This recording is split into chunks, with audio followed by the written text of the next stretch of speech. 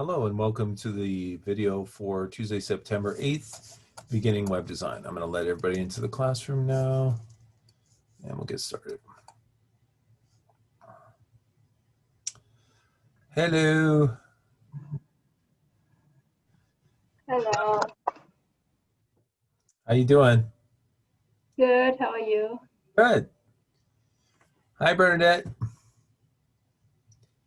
Hello, Alex. Hello.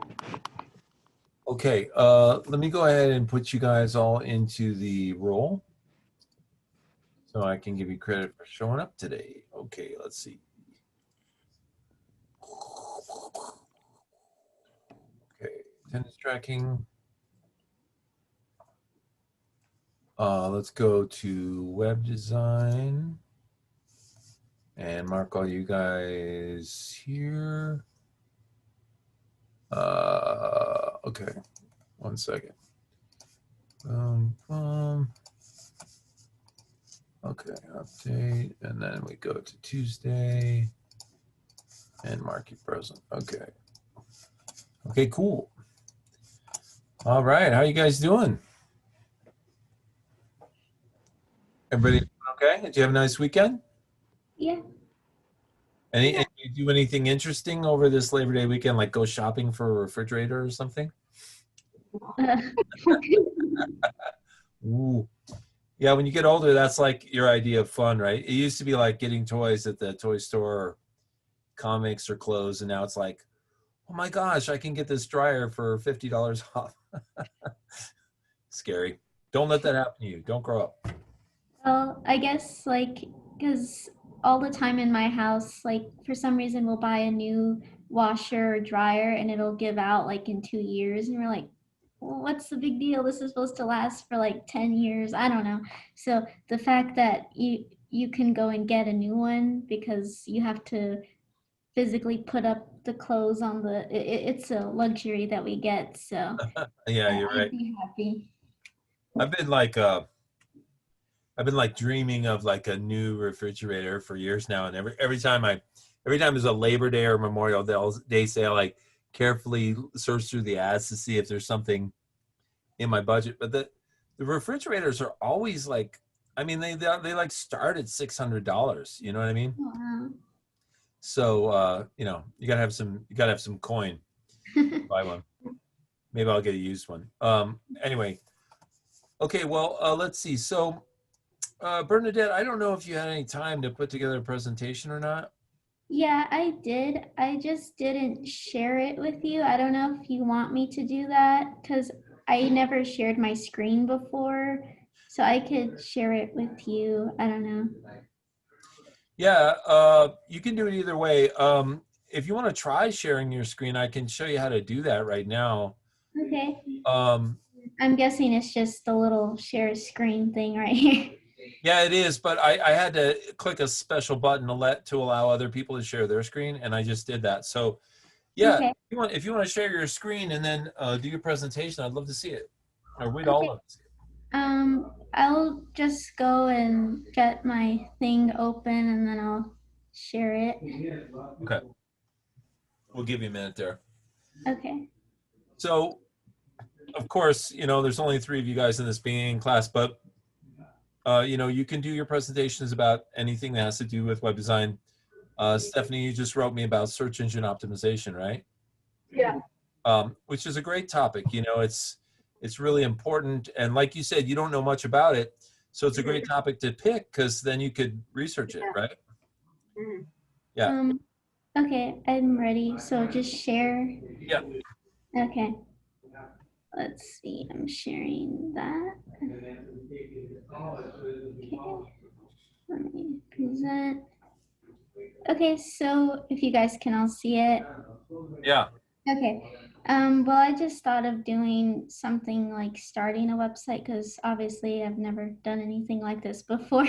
So, and this kind of has to do with what we've been talking about a little bit with looking for a template and kind of coming up with some mock-ups for it. So this is what I have.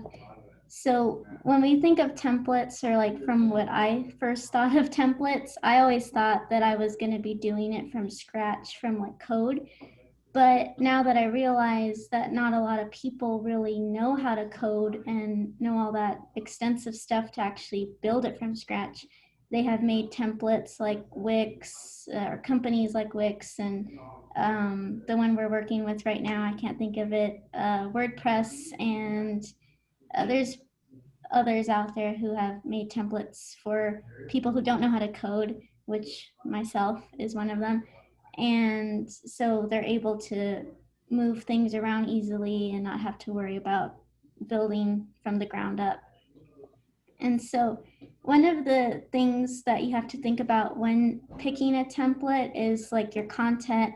Will your site be text heavy or image heavy? So kind of like Stephanie's, I believe you're kind of wanting like a blog or a lot of text involved.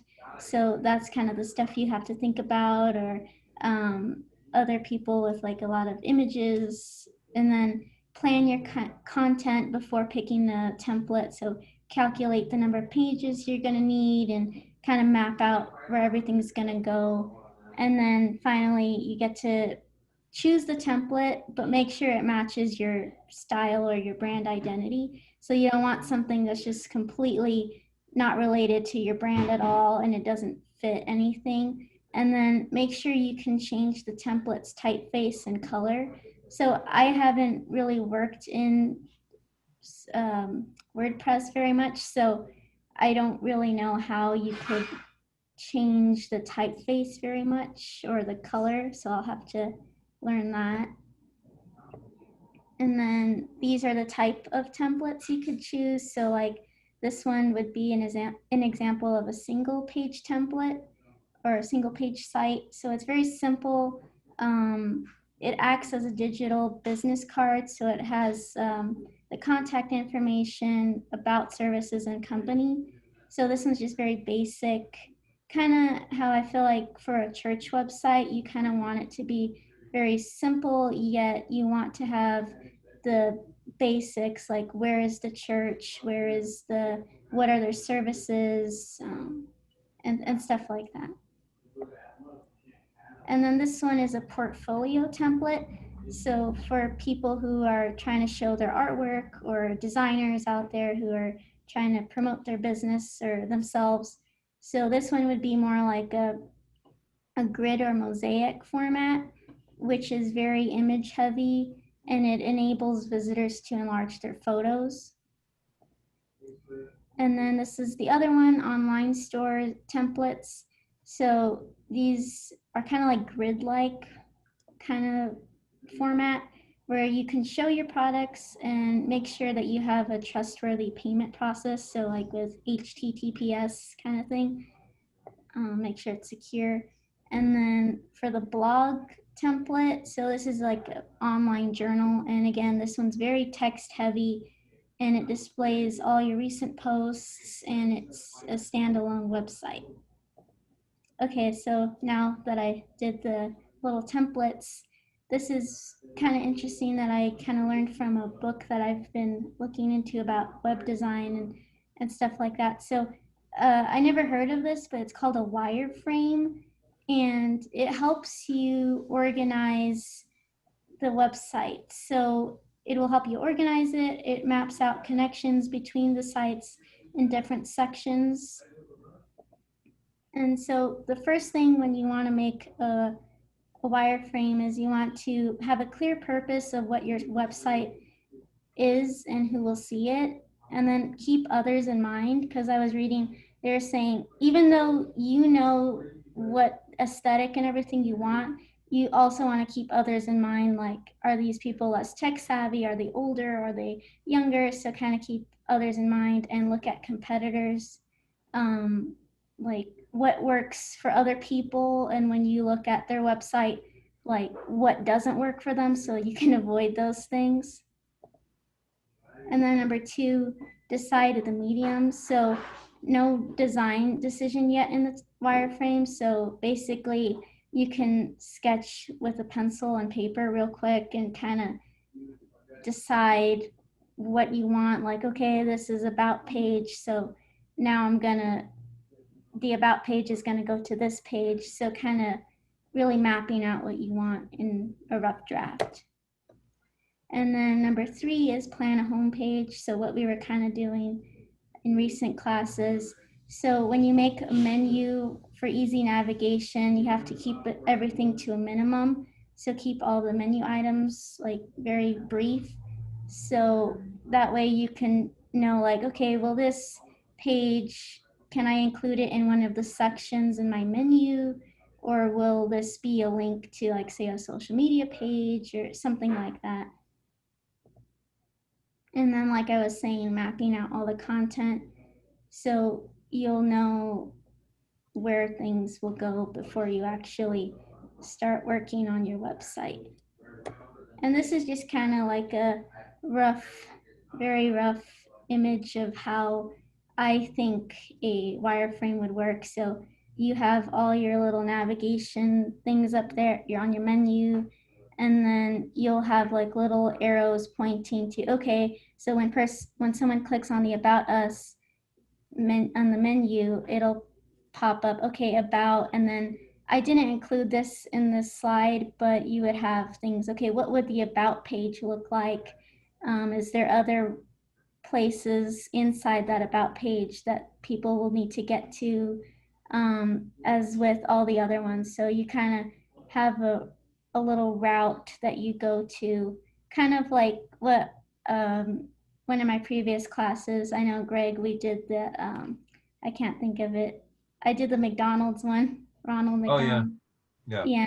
So that's kind of like a flow chart kind of thing. That's what a wireframe is. So that's it. Okay, ooh, nice job. Thank you. Lots of cool information there, Bernadette. Thank you. Do I say stop share? Yeah. Okay, very good. That's really nice, and you talked about some concepts I'd like to follow up on, like wireframes and stuff. So so as Bernadette said, wireframes are a way to design, sort of create a working prototype of something without focusing too much on design. It's more like the functionality of the thing. Now, one of the things I want to show you, I'll share my screen here, but I'm going to load up Adobe XD, which is a program that you guys can use to do this type of wireframing. So I'll click on XD here. And of course, XD is part of the Adobe Suite. You can download it. And there are some tutorials that are easily accessible via XD that show you the basics of how to use it. But I can just kind of show you very quickly how you can use XD to create wireframes of, web projects. People also use XD to create, you can create a wireframe of a magazine project. Even though it's going to be printed, you still want to know, like, what the table of contents looks like, and where it's going to go to. You can also use XD to create things like applications, like phone apps and stuff like that. So, when you start up XD, it'll show you all these different options, right? iPad, iPhone, custom size, website, right? So you can click on this like web icon here, and it'll just default to creating a website template, and it'll have the page be like the size that a website might be, sort of a generic size. Now over here on the left-hand side, you have your toolbox. You got your drop-down menus at the top. Here's, of course, your design area. And then over here on the right, you have like your properties box, which is all the different properties of the things that you're working on, right? Now, okay, down here, it's got a little thing that says access your plugins quickly, install plugins and access them. And that's all great. You can do that. Now, there's other things that you have here, like this little icon down in the bottom that looks like the layers icon is actually, in fact, layers. And you can click on that, and it will show you how many layers you have right now, right? So you can click on layers, and it'll show you that right now you just have an artboard, which is the background. if we click on this box here, like, okay, I can click on my arrow tool and click off of that artboard. So now I'm no longer on the artboard, right? And now I can click on this box tool here, and I can draw a box. Like, let's say I want to draw a box that is the same size as my artboard there. So I drew a box. Right now, the fill is white, but I can come over to the right side and click on the fill button, and I can change it to some other color like green. And now I've got, like, you know, potentially a background for my website. Although that's a pretty horrible green. I can't imagine anybody would ever want that for a website. So here, let's put in sort of a minty green. Maybe we're trying to sell chewing gum or something like that, right? Okay, so now you've got, you know, your layer, which is your artboard, and then you've got the rectangle on top of it, right? And now we can do something else with this.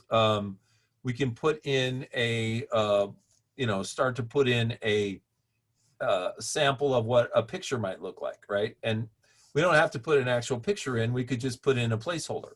So we could say that, you know, what we're going to have is we're going to have a big picture here, and we can just put it in a box, right? And that box basically represents an image, right?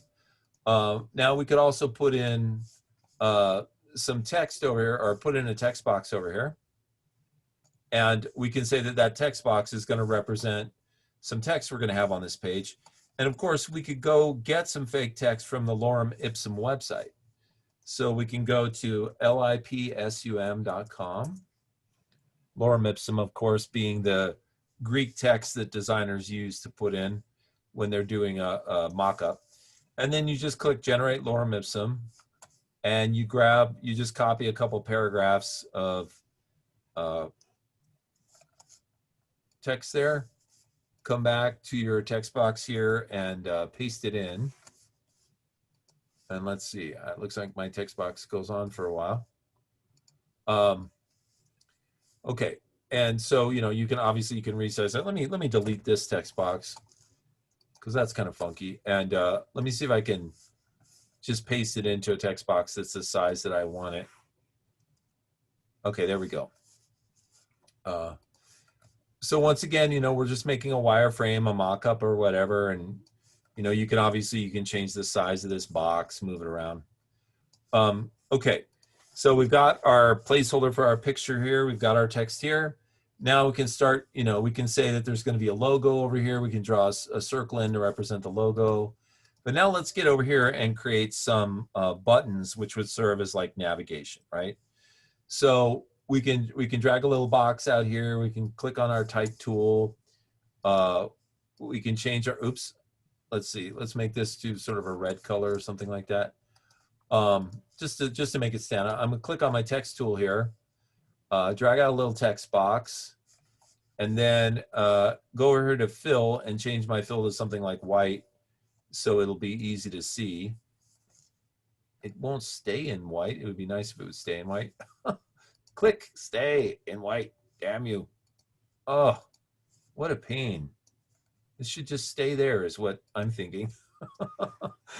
Okay, here, I tell you what, how about we click on this eyedropper and choose white, and then maybe it'll just stay. It keeps dropping a gray. It's the weirdest thing I ever saw. Fill it with white, and then it drops to gray. That's the weirdest thing I ever saw. Okay, I don't know what its problem is. I'm just going to start typing, and then maybe I can change the text after I type. Weirdo, problematic program that you are. Okay, let me try. Okay, I just want to make something, and then I want to make it bigger, so you can click on this number and change it to like 50. It's too big. Okay, let's make it 35. Okay, you can center it. I don't know what the problem is with this fill, so I'm just going to select white and hope that it stays. Okay, finally did. Horrible thing. Okay, so now there's your home button, right? Now you can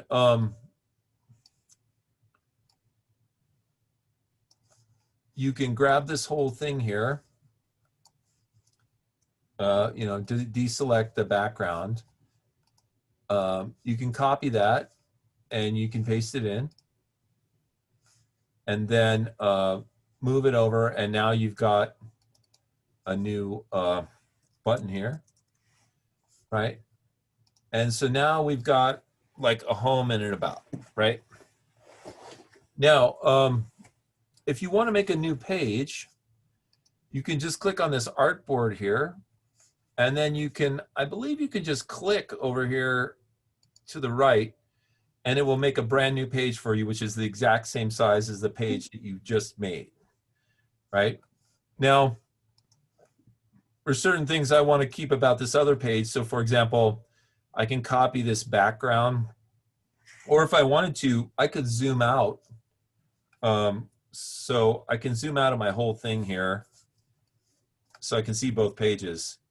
You know, there's certain things that I might want to just copy and put over here. So like, for example, I could drag a marquee around my logo, my buttons, and my background, and I could copy all that stuff. Then I can click over here, and I can say edit, paste, and it's going to paste all that stuff in the same place, right? So now I've got this stuff here, right? Now, obviously, you know, the layout on this page is going to be a little different, but I could do something like I could just write the word about here, so that I know that that this is going to be the about page, and I'm making it a gray color, and I'm going to make it 60, and I'll just make it bold or something like that. Now, granted, these are not necessarily the styles you would want to use for this site, but let's just say that, you know, this is what we want to do. We know that we're mocking up the about page here. You know, we can put in some fake, you know, pictures, and we could even copy this block of text. Here, let's make this page look a little different. So here's a picture over here, and then there's going to be some text. And so like that. Okay. So, you know, now we're in the process of mocking up the page, right? Now you can also link these pages together to make the wireframe. So for example, you could take the about button here, and you can link it to this about page, and you can make like an entire website mock-up here. And then when you hit the play button, this little button up here, it's going to show you the home page, and then when you click on the about link, it's going to take you over to this other page. So this is an example of how a wireframe works. You can build multiple pages and link them together, and you don't have to put in any design whatsoever. And then of course you can come back and put the design in as you go. Now, one of the things we can do, there are some tutorials, and we can do one together. Let me see if I can find the tutorials here. Oh, well, I know where they are.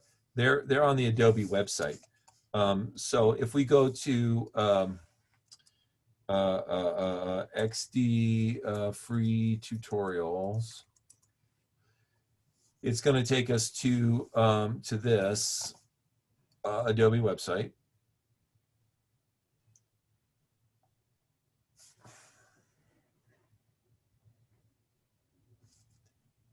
Okay, and then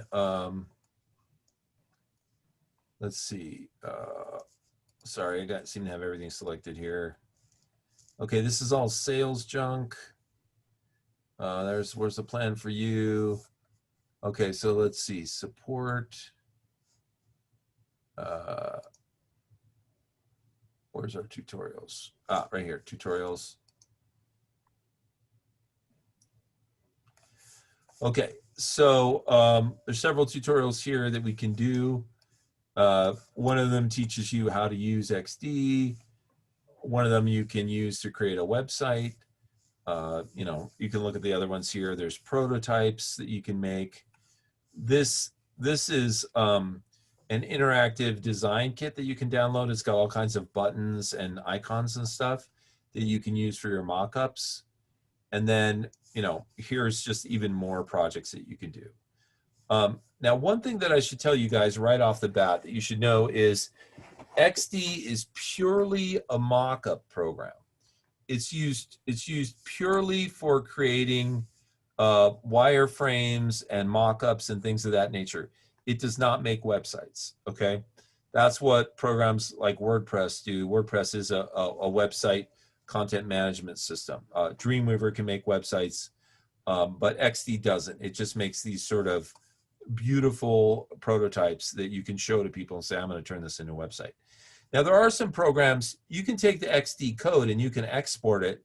And there's some third-party programs that will actually allow you to take that code and turn it into websites, but you have to pay extra money and you have to learn how to use those programs.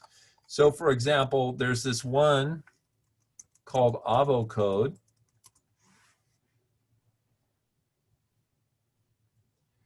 Okay, and so what this product is, and like I said, you have to pay for it, is it will let you take XD files and turn them into full-blown websites, right? But you know, it's a whole process where you're taking that code and changing it into another format, and then it's not cheap. I guess it's not too expensive, $15 a month for one person. So that's pretty reasonable if you want to make websites from your code. So let's see, manager, blah, blah, blah. This just tells you all the different versions you can do, but I happen to know that you can use this product to turn XD files into actual web pages. Okay, all right, so let's go back to XD here. So we will do some tutorials of this, but I need to make sure before we do any tutorials that have you guys had a chance to download this program at all, or? Yeah, I didn't. Okay, so why don't we? I didn't feel like it added anything over doing it in PowerPoint. Since it was just for the mockup, and I'm comfortable with PowerPoint, and I was even able to link my pages together.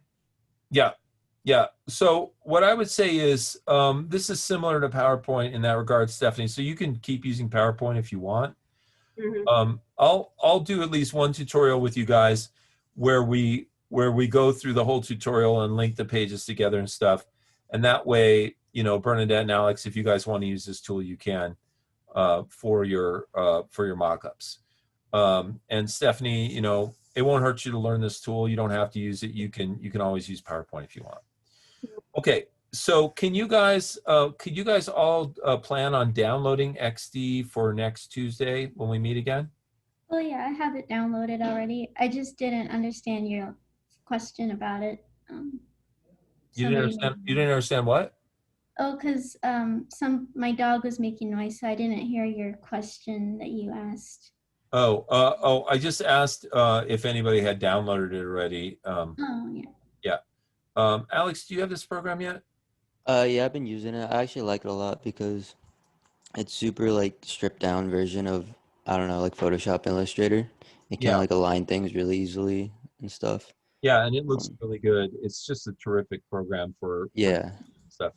So yeah, so I'll tell you what, next Tuesday we'll just do one of those tutorials on the website of XD, and then you guys will all be conversant with it. It's not a hard program to use, and it's really powerful.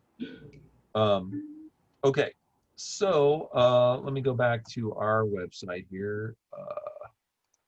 Okay, here we go. So all right, now you know, I had asked you guys to set up WordPress websites, but then I asked you to add me as an extra user, but I just found out from some other students that they were having trouble adding me as an extra user. It was saying something like, well, you have to upgrade your account because the free student accounts weren't letting them add an extra user. Did any of you encounter that kind of problem, or did you not get to this yet? I haven't tried it yet. I haven't checked anything since last time. Well, so what I've decided is I'm not going to make you guys do this as long as you're okay with one thing, which is if I need to get into your website, are you okay with sharing your login information with me? Yeah. Okay. Well, so then we'll do that. So just ignore this thing here. If I need to demonstrate something on your website, well, you can just email me your login info and I'll get in there. Okay, so Stephanie, you had asked me a question about websites. You had asked how is it that you can hide your website from the public while it's being developed, right? Yeah. Okay, so there's two ways to do that. One is called security through obscurity, right? And what that means is just don't tell anybody where your website is. You know, if you're developing your website in a folder on a server somewhere and nobody knows where it is, then they're probably not going to find it. Now, there is the possibility that some people could be doing searches for your name or some work that you're involved with, and they could track it down. So if you want an extra level of security, what you can do is you can install a plugin called Registered Users Only. And what that'll do is when people come to your website that you're developing, it won't let them in unless they have a login to get into that site. Okay? So let me demonstrate how that happens. Now you guys can log into your WordPress websites and see how this works on your own if you want. I'm just going to use the example of the Dreamco site here. I'm gonna go to my dashboard, and down here in my dashboard, I'm gonna have an area called plugins, and it's gonna be subdivided between install plugins and new plugins, right? So I'm gonna click Add New, and then over in this area, I'm gonna be able to search for plugins. So I'm gonna search for Registered Users Only, and hit my Enter button. And then, of course, I'll get a ton of choices, 32 pages worth of choices to be specific. And so there's like, oh my God, a ton of different choices that you could use here. But like I tell people, you always want to look at how many installs there are, how highly something is rated, how often it's updated, right? Now, granted, this one right here has 700,000 active installs. So that's probably a super good one to use. This one has 100,000 installs. And this one only has 50. But this one came up first. And I think, if I'm not wrong, I think I may have used this one before. And that's always, you know, to me, it's always easier to just use something I've used before.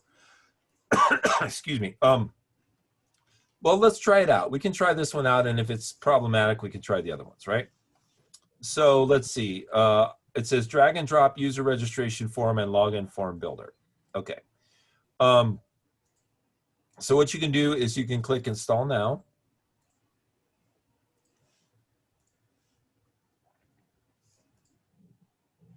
And then you can click activate. Okay. So now what you have to do is scroll down and find the plugin itself. It's called user registration. And, you know, it tells you what it is, and you can click on this thing called settings. Okay, and so now you have to decide what's gonna happen here. So it says user login options. So you can click on this drop down here. Let's see, admin approval after registration. We don't want that. Prevent dashboard access to subscribers. You can change this so that different levels of people are blocked, right? Enable hide show password, right? Uninstall option. There's all kinds of different crazy choices that you've got in here. Let's see. My account page. I wonder if it'll let me select my home page in here. There's almost too many options here. Okay.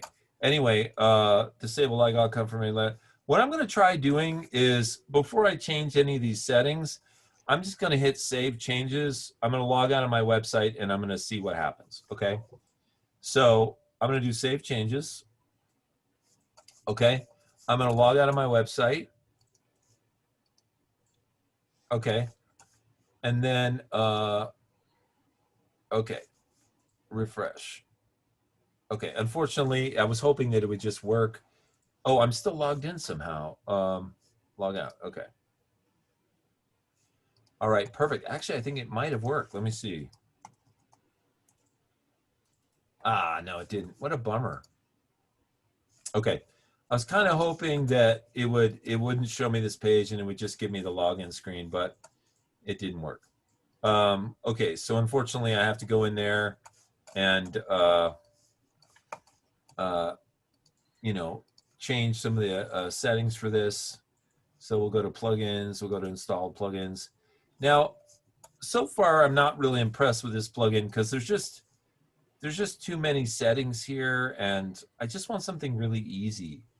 And this isn't making it easy for me. So I think what I'm going to do is I'm going to actually turn this one off, deactivate. Now, it's okay to install plugins and then turn them off. That's completely valid. So let's see, deactivate. What's happening with this? Oh, I guess it's doing it. Okay, let's go down here. Let's see. I have a question. So I don't know if you already said this, but like, what is a plugin? It's probably a dumb question, but Okay, it's a fair question. So a plugin is like adding an extra piece of software to your website that does something. Okay, so like when you go buy a program like to do art or to word process, you pay money and you download that software and you use it, right? Well, most plugins are free. And what happens is you just download them and it adds that software to your website. And now you have that functionality on your website. So it could be galleries or user plugins or things like that, right? So let me try this again. I was hoping to find something really easy. Let's see, registered users only. Okay, so let's see, ultimate member user profile membership plugin. This one's got 100,000. This one has 700,000. Wish list, I don't know. Okay, I'll try this one once. If it's too complicated, then I'm gonna have to take some time to mess with it, and I don't want to waste your time right now. I could just go try it on my own and then show you how to use it. But this is the method. You know, you would get a plugin and download it. It's like I said, it's not uncommon to try 2 or 3 until you get one that you want, or you get the results that you want. So let's see, what was this one called? User registration, media, updraft, back, ultimate member. Here it is, ultimate member. So we can go settings. Okay, wow, login page, user page. So they all have syllabi as, which is really weird. I really want it to be the home page, but unfortunately none of these are giving me my home page as the page, right? And that's really unfortunate because that would be the easiest way for this thing to work, is if I could just say the login page. See, you know, I like this system. I immediately like this better than the other one because all I should have to do is change this to my home page, and then you get a login screen there. Now let me go look at my pages. Let me see what my home page is called. Let's see. So my home page is the blog, essentially. So let's see what the blog is called, and maybe that will help me figure it out. So I'll go to pages, and oh, I know where I can go. I can go under settings. Let's see, reading. Okay, so it's going to say my latest posts is going to be the home page, right? And so what I need to know is what the home page is. So if I go under pages and all pages, one of these pages here should say like front page or blog or something like that. So Is it not there? what? There was one that said blog draft. Yeah, blog draft isn't it because it's in draft mode, which means it's not showing up. There should be one of these that says front page. And there's none of them that says it, which is really annoying. So let me go back to page 1. It's not going to be anything that's in a draft mode. Wow, this is, let's see. Yeah, So my page is kind of all over the place, which is why it's so hard to get this thing to work. And let's see, if I go to the very first page, it's not even telling me what it's called, so it's just a blog. I tell you what, let's just do this. Let's make a brand new page, and we'll apply this plugin to that. Okay, so we'll say we're going to add a new page, and we're going to call this fake homepage. And here's some junk, right? Okay, so what I do, I create this page. Okay, now what I'm going to do is I'm going to go to my plugin, and I'm going to tell it that I want that fake homepage to be the page where people have to log in or whatever if they want to come see my site, right? So we'll go to settings. We'll say that all these pages are going to be the fake homepage. Let's see, is it going to show up anywhere? Oh yeah, cool. All right, so the login page is fake homepage, whatever. Member register page, so on and so forth. Okay. Let's see, logout page, account page, password reset. Okay, fine. So save changes. Okay, so now let's see. Let me get the link to the fake homepage real quick. Dashboard, pages. Type the word fake in here. Okay, and let me go there and let me hit view page. Okay, so here it is. There's the page. All right. I'm going to log out. Okay, and then we'll go back to the classes. Okay, now that I'm logged out, no, come on, give it to me like this. Oh, I hate this thing. It should just work, and it's not.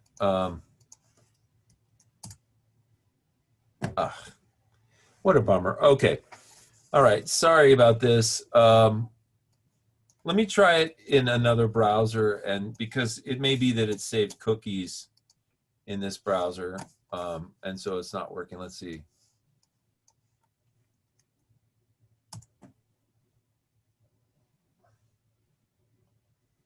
Oh, didn't work. Okay, so unfortunately, this plugin is not. Neither one of them was like the kind where you just click on it and it works, and then everybody's happy, right? Those are the kind of plugins I like to use, and the ones that are a little more complicated like this, they're kind of a pain. You have to go through, you have to read all the settings and do everything just right to get it to work. But okay, so unfortunately, I couldn't actually demonstrate a working version of that, but that is the method that you use to install those plugins on your site. So is that, Stephanie, is that something you think you might do, or? Well, not if it's that complicated. Yeah, I thought it would be nice to do if it were like just a couple of clicks. yeah, that's what I was hoping, but they're too But I'm complex. surprised that in WordPress itself, there is not an option to just not publish it yet. Well, let's see. I'll show you what some of the options are that you could consider. If we go into dashboard here, and you go to users, let's see. Well, let's go to appearance, settings general. Mm-hmm. Okay. So, so what you can see here is that, there's certain options in settings general. You can put in the name of your website and a tagline. Mm-hmm. It'll automatically populate it with your URL. Yeah. You can put in your email address. You can say if you want people to be able to register for the site or not, right? And you can also say what role they occupy. And there's different roles you can apply. People can subscribe to the site. They can be a contributor, which means they have access to certain pages. They can be an editor, which means they have more access, and then all the way up to administrator, right? Mm-hmm. Then you can set the time zone and the date format, and all of this is set automatically for you. And then, save changes or whatever. Now, but as soon as you put your website up, I mean, it is, if people search for it, they can find it, but you know, the odds of people finding it if they're not searching for it are infinitesimally small, because there's so many sites out there on the internet. Yeah, I can just, if I put my name in there, which I will want to do, so I probably just leave my name off until I'm done with everything else. I mean, Yeah, the same is probably an issue for the church website, because Bernadette probably doesn't want people to see her church website who Google the church's name, but the website isn't ready yet. yeah, yeah. I mean, it's a fair concern. What some people do is they'll build the website on what's called a testing server, and that testing server won't be visible to the public. And so they'll build the site on the testing server, and then once they've got it working, then they'll push it over and publish it on a public server. But you know, as a school, you know, as beginning students, we generally don't have access to testing servers and things like that. So I'll look into if there is like a one-click registration plugin that will work, because then you guys could use that. And like you, Stephanie, I don't like to use things that are too complex, because really it should just be 1 or 2 clicks and then you should be done. Yeah. Okay. Now let's talk about some of the aspects of sort of website design in general.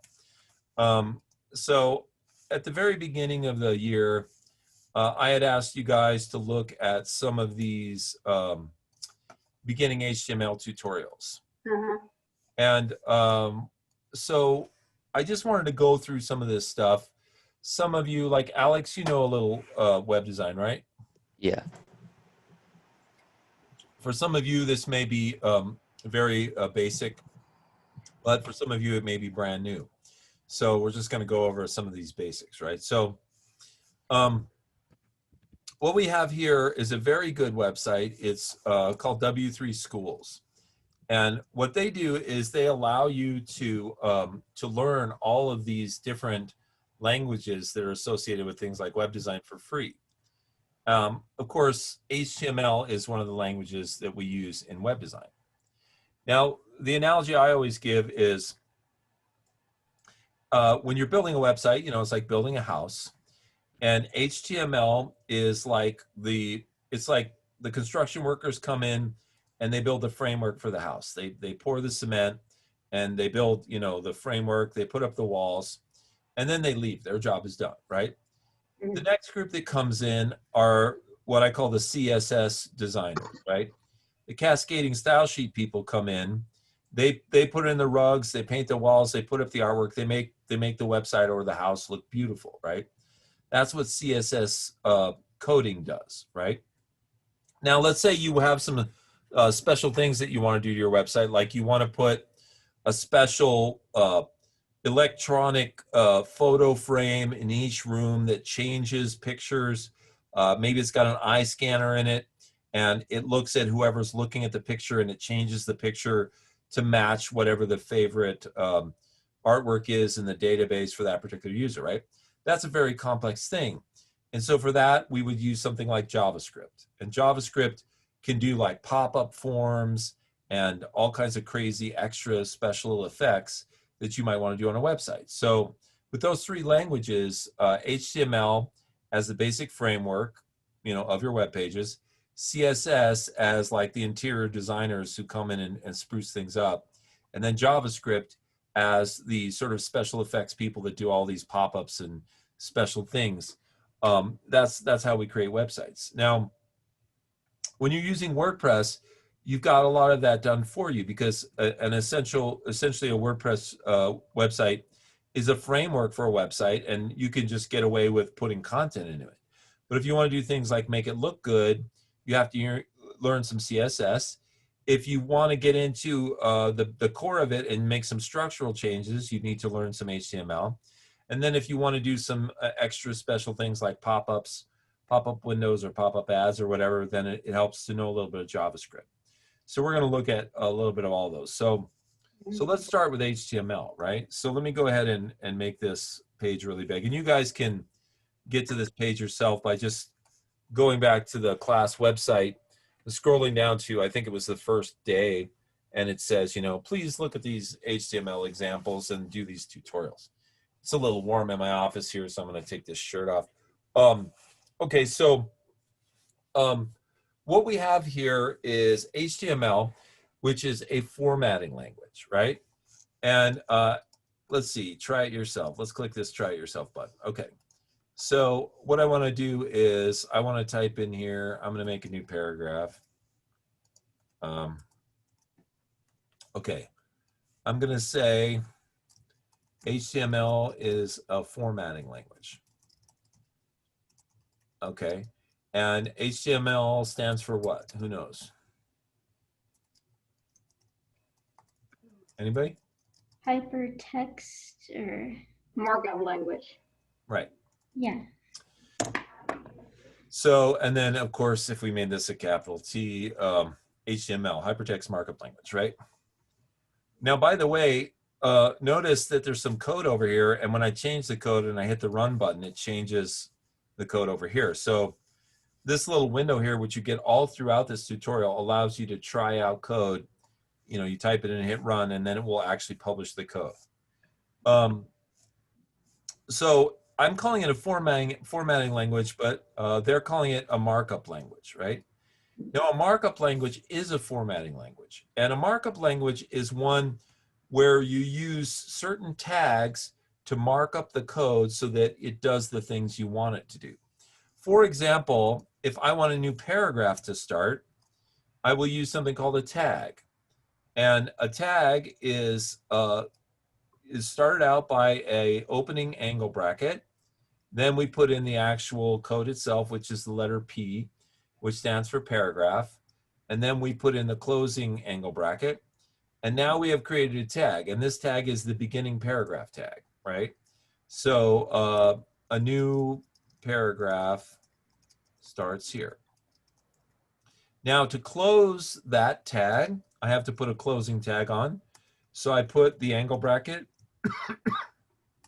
I put a /, which means close that opening tag. And then I put the letter P again, and then I put a closing bracket, right? Now when I hit run, we get a brand new paragraph over here. So in other words, there's a code here that the computer understands, and that's HTML code. Markup code, formatting code means the same thing, right? It's formatting the page, right? So whenever we put this thing called a tag, which is anything surrounded by these two angle brackets, if we put a beginning tag before a piece of content and a closing tag, which is the same tag with the / in front of it, at the end of a piece of content, it will format that content. Here's another example. Let's see. An H2 tag stands for heading 2. And what it means is a smaller heading than heading 1, which is the biggest heading. So we'll say this is the second largest heading. And we'll close that by going / H2. Now, when I hit run, you see, the size of this text, and you can compare it to this text, which is an H1 tag. So see, here's the H1 tag. Surrounding this is a heading that's bigger than the H2 tag. And if we kept going, and you can copy code and paste it in, and then I change this to an H3 tag, it's going to be one smaller than the H2 tag. And so I can change this to third largest and see how it gets smaller, right? Now, how might you use this in a web page? Where might you use these heading tags? Like the title, like Yeah, like page or yeah, like if you were beginning a paragraph, like let's say you were saying, so here's a paragraph, and you say, the Volkswagen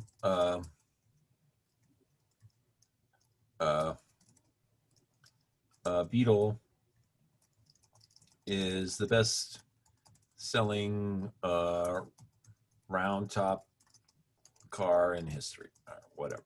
Okay.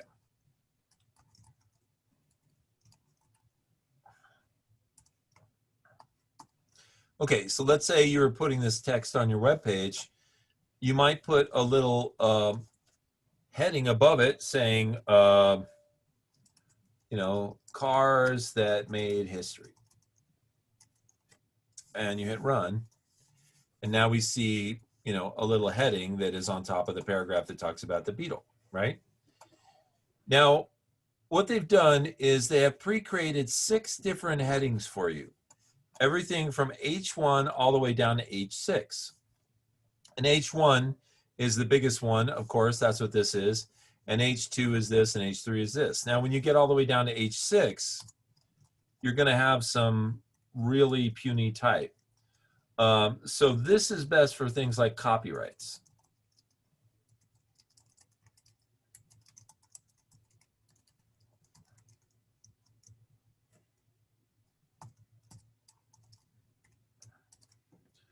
Okay, so let's see how small that is. Okay, see how small that is? So H6 can go at the bottom of a page and H1 can go at the top of a page, and then, you know, you could use other size headings throughout your pages where appropriate. Now, there's something else about these heading tags that's important. They come into play when we talk about search engine optimization, okay? So SEO stands for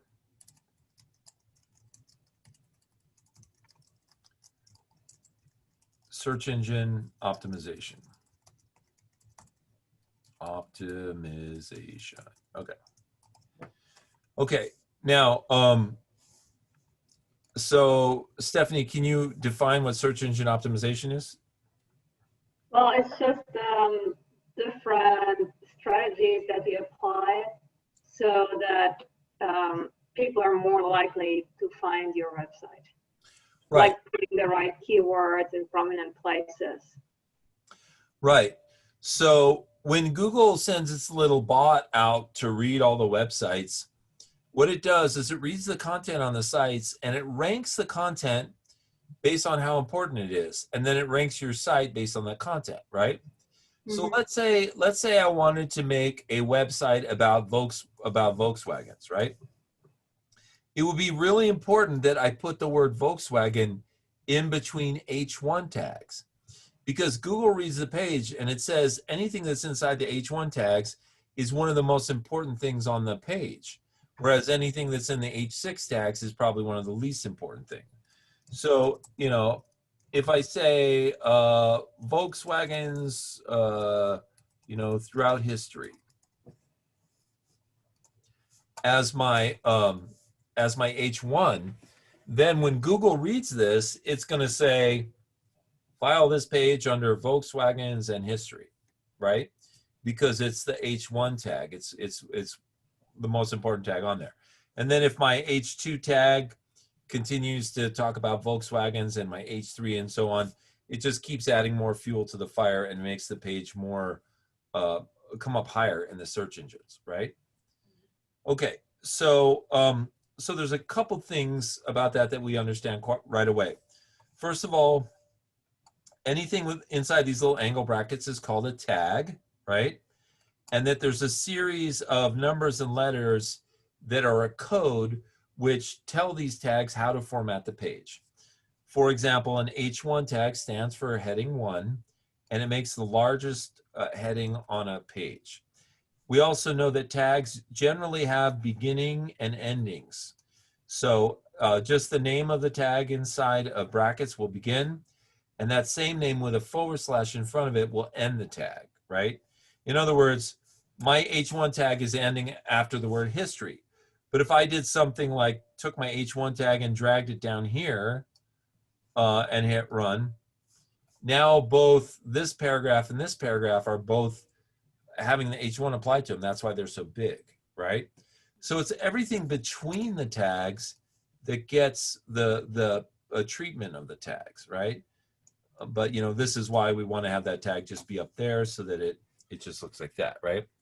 Now we also know we have tags like paragraph tags, letter P, which actually creates spacing above and below the line to make you know, the effect of a paragraph, right? So that's begin P and then / NP makes that, right? We see more of the heading tags. We know because I told you that it goes from H1 all the way down to H6. So there's a 2, 3, 4, and 5, right?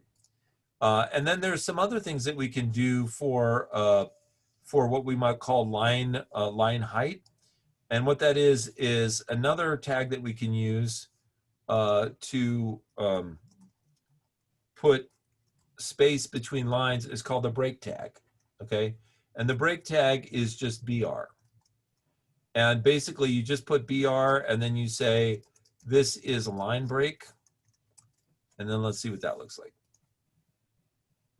Okay, let's see. Let me try it again. BR. Okay, this is another line break. Oops, line. Okay, so this one, this first one here is being pushed down by the fact that there's a paragraph above it, right? The paragraph in the line above it automatically creates the space below it. But see, if I have two lines right here that just have break tags separating them, see how one is right on top of another as opposed to having the paragraph space? So that's how you can get one line to be directly below another in HTML, is by using the break tag. The break tag is like, just taking a line of text and hitting, return, or, well, on your computer, hitting it so that it just goes the next line down. And then the paragraph tag is like hitting return twice so that it creates the empty space between them, right? Now notice this break tag doesn't have an ending tag like all these other ones. And the reason is because it's just putting in, it's basically just telling you, it's like a carriage return on a typewriter. It says, just go down to the next line and start creating content, right? So that's why the break tag doesn't have that. Now, sometimes you'll see a break tag with like a line in it like that. And that's just you see this line here showing what a closing tag is. And sometimes they'll just put that line in there to show that a break tag is both the opening and the closing tag. It's just a solo tag, right? Okay, so far we've tried all these different little exercises here, and we've formatted the page differently. But we also have to look at the page itself and the code which is creating the page, right? So all this junk right here, I'm going to cut it out for a second. That's the content on the page, right? But this stuff that was here before I put the content in, this is the structure of the page. So in other words, this is the cement foundation. This is the wooden framework or aluminum framework, and then the drywall and all of the things that keep the house up, right? Now, this is the core HTML documentation that creates the page. The very first line that you'll find on every HTML page is ! doc type HTML. Doc type is short for document type. And so all that's doing is it's telling any computer that's reading this, hey, guess what? You just hit an HTML page. Now, all the computers that read web pages have a whole database that explains what all of those little tags mean. And so they can read those tags and then spit it out in the proper format of HTML.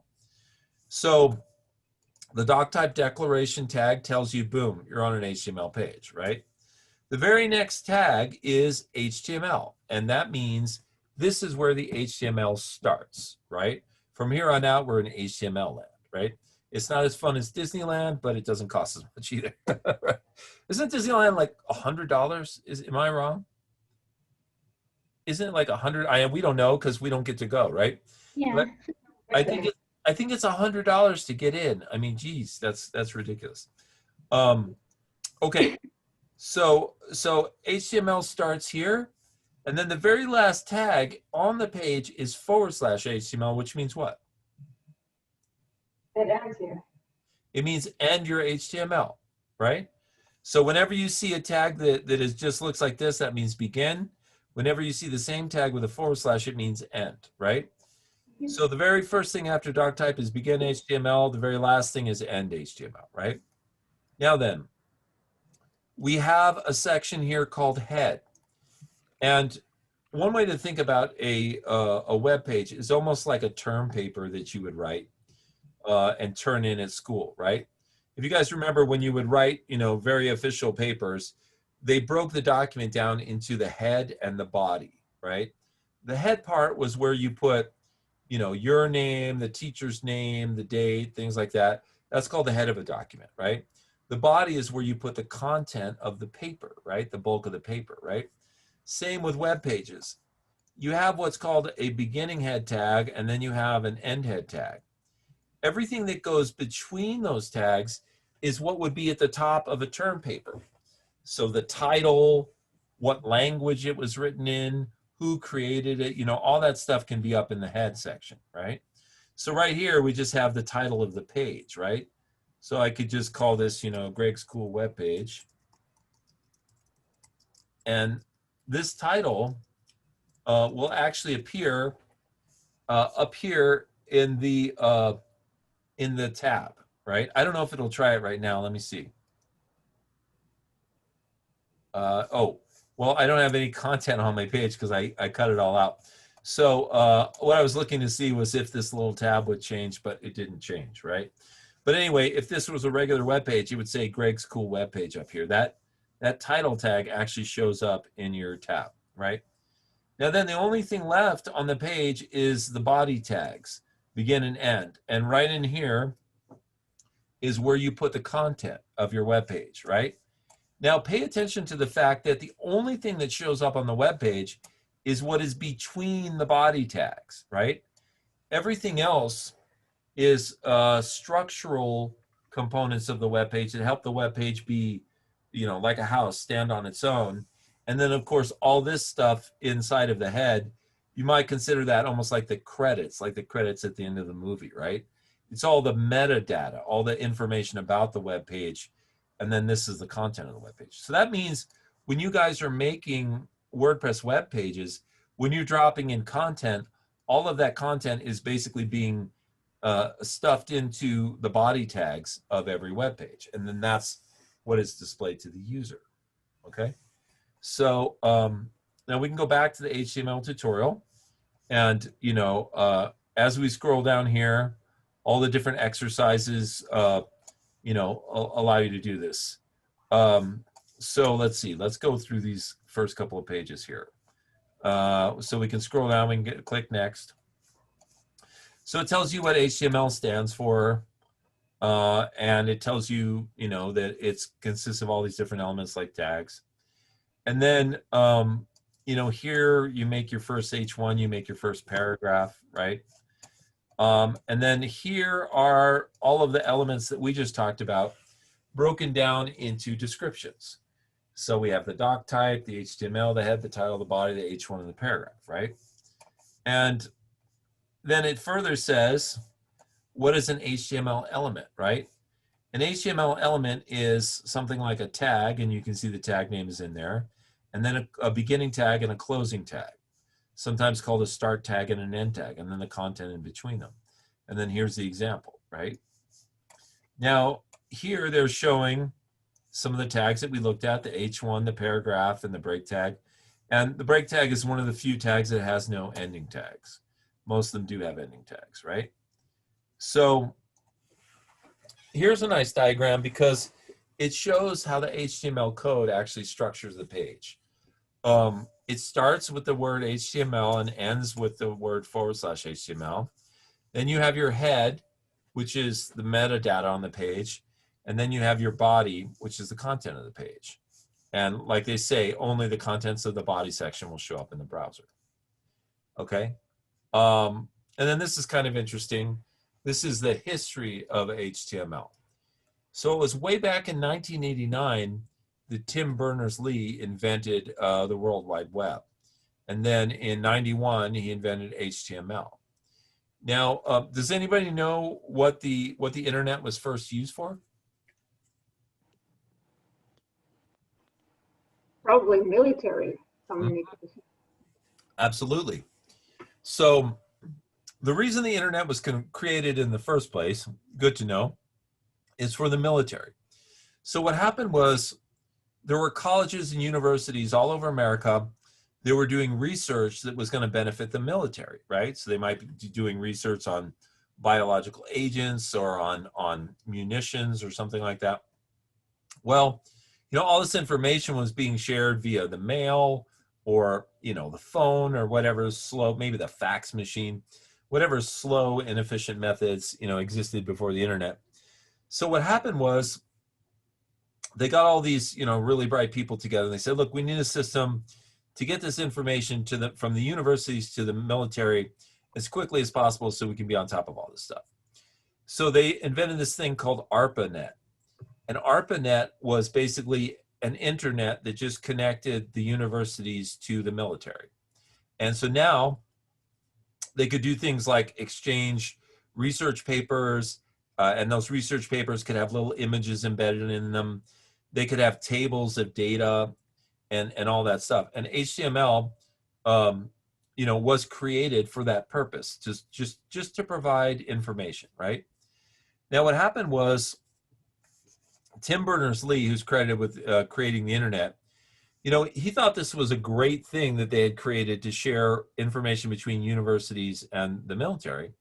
But he thought, hey, wouldn't everybody like to share information? Like maybe, he didn't really necessarily envision Facebook, but, wouldn't you like to share information with your relatives? Or maybe one country wants to share information with another country, basically open the swap meet of sharing where everybody can share information. So he invented the WWW, which stands for World Wide Web. And that's worldwide, which means it's not just restricted to American universities and military. So he invented the World Wide Web, created HTML as the structure of the web pages, and then basically opened it up for everybody to use, right? Now, of course, it got overwhelmed with use, and it wasn't really designed to be used by billions of people every day. It was a very, very limited structure. Like I said, it was almost like a Microsoft Word document, which was a table and could hold a picture in one cell and text in another. That's essentially what HTML was when it first came out. Well, very quickly, everybody in the universe started using it. Businesses started to use it, and they wanted to put their products in all those little boxes. And then they wanted to have other boxes that had text. And then very quickly they said, is there any way we can sell this stuff online? So Berners-Lee, unleashed a monster, right? And very quickly, they had to upgrade HTML. So in 1993, they created something called HTML+, which fixed some problems and created some new tags for people to use. And you can see based on the year and the version of HTML that they very quickly, upgraded to better and better versions of it, right? And so now this only goes up to 2017. We're up to version 5.x, whatever version we are now. So HTML has already gone through 5 different iterations to go ahead and expand it and make it more powerful. Okay. Now, HTML can be written in any program. You could write it in a word processing program. They show here that they're using Notepad to write it, or you can write it in super powerful programs like Dreamweaver or WordPress, right? And here they're showing you, how to preview this code in your browser, which, basically you just open the file in a web browser and you can see it. Let's see what the next page has to offer us. Okay, so some basic examples of HTML. This is what we were just looking at, H1, H2, and H3 headings. You can see, all the way down to H6. This is the example. So they're still in use today. I will use an H6 tag to do a copyright at the bottom of the page, and I'll use H1 to do the text at the top. And then, these other tags were appropriate, right? Okay, and then let's see. Well, now we get down here into the interactive part of it, right? So it's fine to have text and images, and of course, videos and animations and audio. That's all referred to as content, right? But now we have the interactive part of it, which is links, okay? So in an HTML link, you're actually taking text on a page and hot linking it so when somebody clicks on it, they go to another location on the internet. So here it is, HTML links are defined with this tag. You click on this link and it takes you somewhere. In this case, the W3 schools, right? May I ask a question here? Yes. Because, I tried that out and I changed it to, I wanted to change it to the Google homepage, the link, Yep. just to play, like I was playing around with all the different examples and I could not get it there. So, So can I show you how to do that? yes. Okay. So before I show you how to do that, let's talk about how the link works. All right. Now a link is a series of two tags, a beginning tag and an ending tag, right? Yeah. If we wanted to break it down, we could make a link look like this. A stands for link, right? Mhm. /A means end the link, right? Whatever content is in between there is going to appear on the page, right? Now notice it says this is a link, but notice that it's not underlined and it doesn't work. Mhm. The reason is because we have to add some extra content in here. Yeah. Now, what you have to do after the A tag is you have to put a space and you have to put href, which means horizontal or reference, right? It means basically where do you want to go? Yeah. Then you put equals and you put quote signs and you put Yeah. the exact URL of the link, right? Now, Yeah, and I was not able to get to that. okay, so if we go here to W3 schools and we type in Google Yeah. and we hit run, notice this gets underlined, so it's now a link. Yeah. And we click on it. Oh, you're right. Oh, you're right. It doesn't work. Yeah. Okay. So I would have to say, Stephanie, that the only reason it's not working is because they have locked it down. Okay. Oh, I see. Yeah, they've locked it down because if I go here to my website, right, Mhm. and I use the exact same code, let me log into my website here. Wait, I don't want this stupid Safari. I want to go to my site here. Okay, here we go. Okay, so let me show you something. If I go to my website and I log in,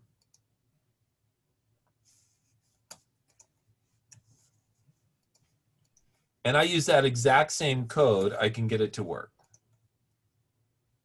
So what we'll do is we'll go web design beginning week 4. Okay, now I'm using WordPress on my website, which is what you guys are using, right? Yeah. Now, if I want to say Stephanie,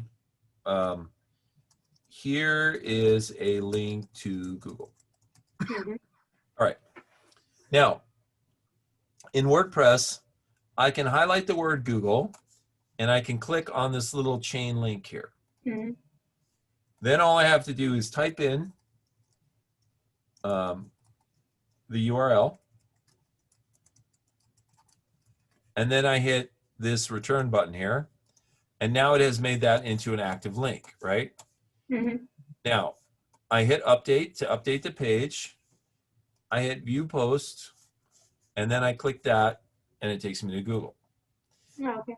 Now, So in WordPress, can you show it in HTML? yeah, let's look at the HTML. So in WordPress, they give you 2 ways to view a page.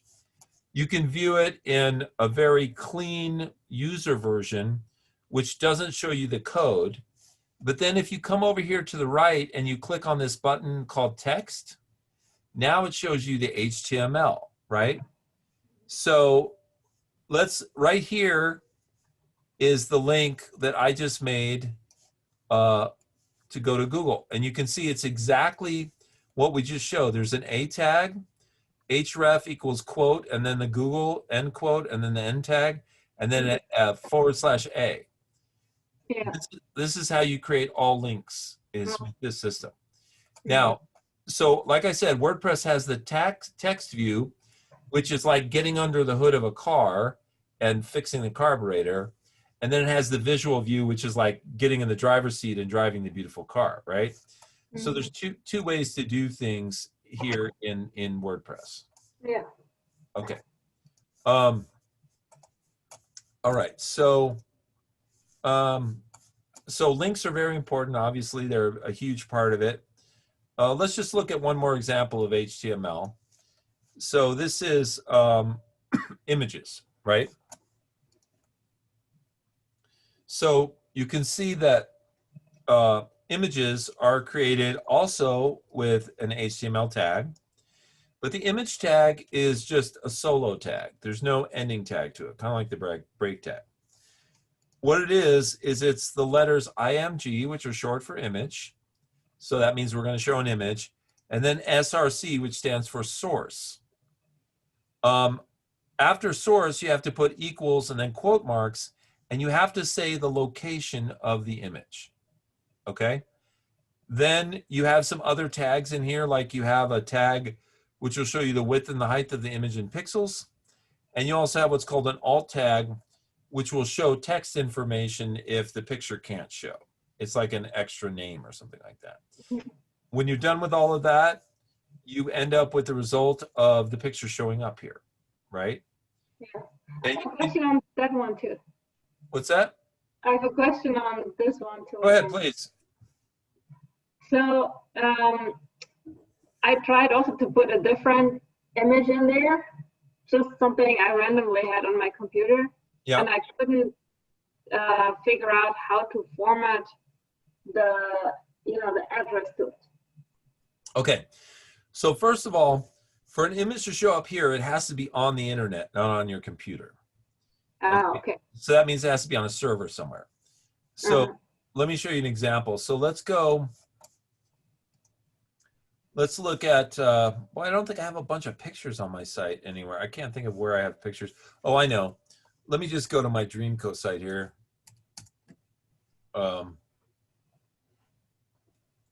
Okay, so let's say, let me find a picture. Let me go to the store here.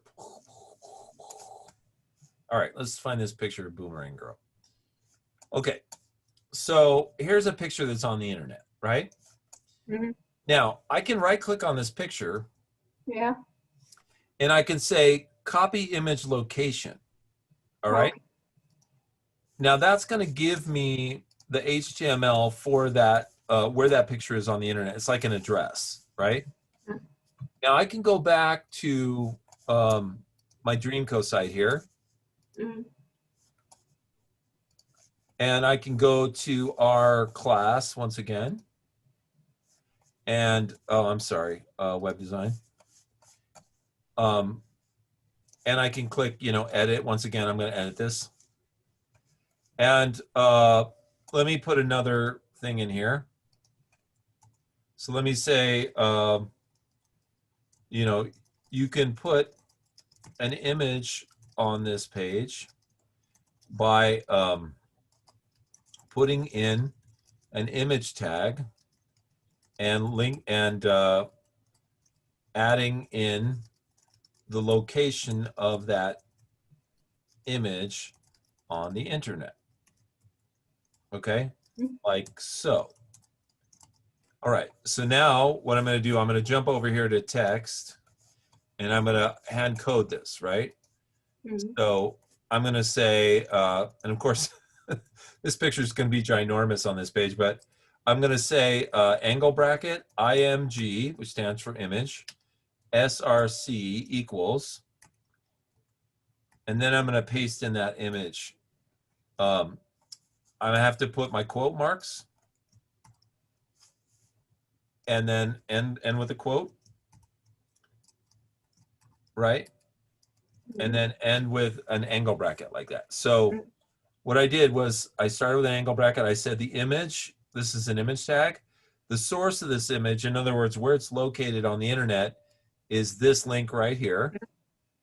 And then now I want that to appear. Now, of course, when I click on the visual version of this, there's the Boomerang Girl poster showing up right there. Mm-hmm. Now, what's nice about this is WordPress made it small enough so that it would fit in here. I can actually click on this and keep scaling it down so that it becomes a reasonable size in here. And here's another thing I can do.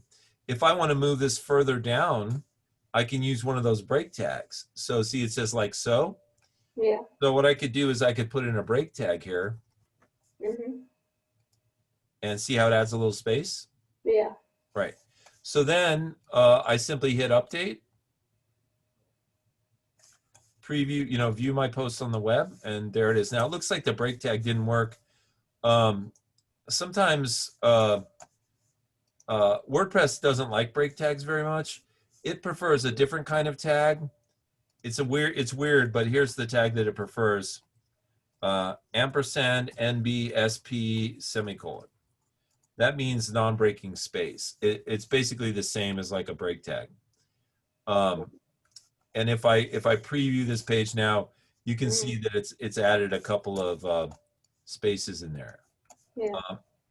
It added a couple spaces because I actually put in some extra space there. Let me see if I can find this again. Image. Okay, here we go. Okay, here's my ampersand NBSP. I'll hit update, and then we'll look at this. Okay, so it looks like when you just put that in, it doesn't do anything. But if you give it its own space and put it in, and then hit update, then when you go over to the visual, it makes the space. So now when we view the post, there's actual space there. And see how there's no space below it. So, you would go in there and once again, continue to edit. And this right here is why you need to know HTML. WordPress is a great piece of software, but it won't do the little things for you, right? So, so here we are. We got to make sure that there's a non-breaking space after the poster and one before it. And then hit update. And then when we go to this visual mode, we can see there's space above and below the picture, right? And I can go in and edit that space, how much that space is and stuff like that. There's different methods for doing that. But if we view this post, it should retain the spacing that we just saw, right? Okay, all right. So, okay, I don't want to overwhelm you guys with HTML stuff. It's kind of mind-numbing after a while. How are you guys doing? Yeah. Sorry, I have a question. So, like what Stephanie was trying to do, she was trying to find a picture on like her computer, and you said that it couldn't work because it's not on the internet. So how would we actually put images on the internet? I mean, I don't really think I've ever done that. Okay, it's an excellent question, and let me show you. So let me take this boomerang girl picture, and let me save it on my desktop on my computer, so that it's a picture on my computer, right? So boom girl classic picture, we save it on the desktop. Okay, now let me go back into this, and I'm going to click on the boomerang girl picture, and I'm going to delete it and hit update. Okay, so we now know that she is no longer on the page, right? Now let's say we want to insert a picture on a WordPress page. What you have to do is you have to upload the picture to what's called the media library, all right? Now, what you do is you log into your website, you go to media, and you can either go straight to the library or you can click on this add new button. Now let me show you what the library looks like. So my library for this website has a lot of just PDFs and stuff. But you can see there's a few monkeys here and some trees and some lipstick, for different examples that I used for website stuff over the years, right? But let's say that we want to add that boomerang girl picture to our media library. So we can either click the add new button here or we can click add new here. It says you can either drag and drop the files into this area or you can click here to select the files on your computer, right? So then we go to our desktop. We click on that boomerang girl poster and we hit open. Now what happens is it loads that picture into the library. See it right over here? So now if we want to add that picture into the page, it's quite easy. We go back to the page, which is web design beginning. We go down to the area where we want to insert the picture, and we click our cursor, and then we click this button up here, which is called Add Media. We click on Add Media. We click on the Boomerang Girl poster, and now it gives us the choice of how big we want to add that. So in other words, right here, it'll allow us to make it full size, large, medium, or thumbnail size, right? Let's just do medium. Oop, somehow I got thumbnail. Okay, medium. It also allows you to say whether you want it left, center, or right, right? I'll leave it left. Now, if I click insert into post, boom, it drops my picture in there, and it even, it puts the text on the right side of it. Now, if I don't like that, if I want the picture to just be by itself, once the picture's in there, I can click on it, and I can actually change its alignment right here. So if I click center, it's going to make it so that there's nothing on either side, and put the picture, put the text above and below it, right? I can even go in here, click on this little pencil, and I can change the size of this. I can say, oh, I really wanted it to be a thumbnail, and then hit update, and now it's a thumbnail, right? So I can change its alignment. I can change its the size that it is on the page. Like here's the large version, right? And I can do all that after the picture is already uploaded. So it gives you a lot of different abilities, right? And of course, you have to remember, anytime you make any change to a web page, you always have to click the update button. Yeah. Okay, and that writes it to the database. Okay, and so now when we click view post to test it out, that's what it looks like, right? Now, Bernadette, that media library holds more than just pictures. Yeah. Basically, any media that you can think of that you might want on a website can be added to this library. So like a video or a GIF or anything like that. Yeah, so basically all content that's not text is going to probably be added through your media library. So we're talking videos, we're talking sound, you know, audio, MP3s or any kind of audio. We're talking animations, we're talking PowerPoint presentations, you know, you name it, images. If it's anything other than text, you're going to probably add it through the media library. Okay. All right. Okay, so we've been talking about web design for quite a while now. I'm going to give you guys a little 10-minute break. Why don't you go ahead and take 10 minutes, get a drink of water, use the restroom, whatever. When we come back, we'll talk about some new stuff. Okay? Wait, Greg, I have a question about that. So doesn't the class end at 5 or? Oh gosh, I'm sorry. I didn't even notice that. Yeah. I was like 10 minutes. Well, how about instead of a 10-minute break, you get a week break? Would you like that? Yeah. So let me. I'm sorry. It's still kind of fresh to me when the classes are starting and stopping. Let me look at web design one. No, the class is at 5:30. Oh, okay. It's 5:30. Okay. Whoops. That's what I thought. That's why I thought it was okay to give you a 10-minute break. But that would be pretty funny. I like that, Bernadette. All right, let's take a 10-minute break, and then when we come back, we'll actually use WordPress. So that'll be fun for you guys. Okay.